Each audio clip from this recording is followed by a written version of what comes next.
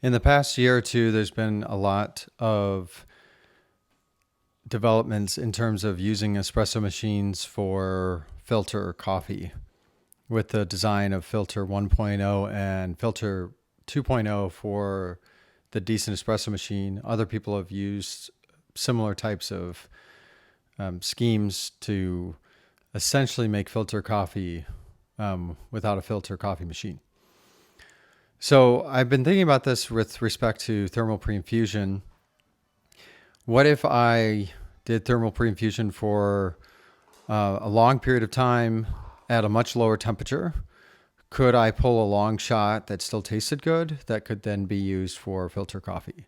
Even though I don't drink filter coffee myself, unless someone makes it for me, I thought this would be an interesting experiment. So I made some coffee at a grind setting a bit finer than I normally do in the niche.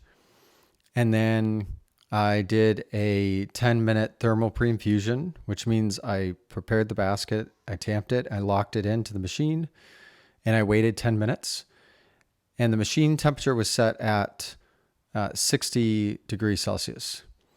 And then I did a 60 degrees Celsius shot at a flat flow rate.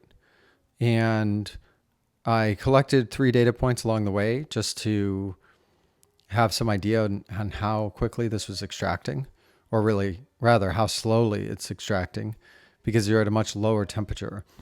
But because the thermal pre-infusion allowed the temperature to be more even throughout the puck, this resulted in a more even pull and a bit higher extraction.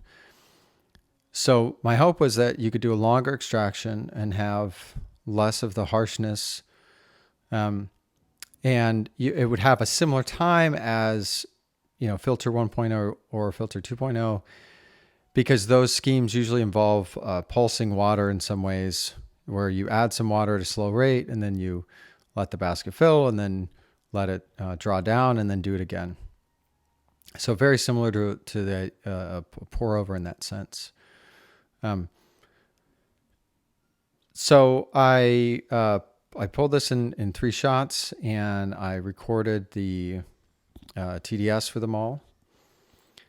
And then I was able to just add some hot water to it, and I had my cup of regular coffee, which is a preference of my wife's family and others when they're not drinking espresso.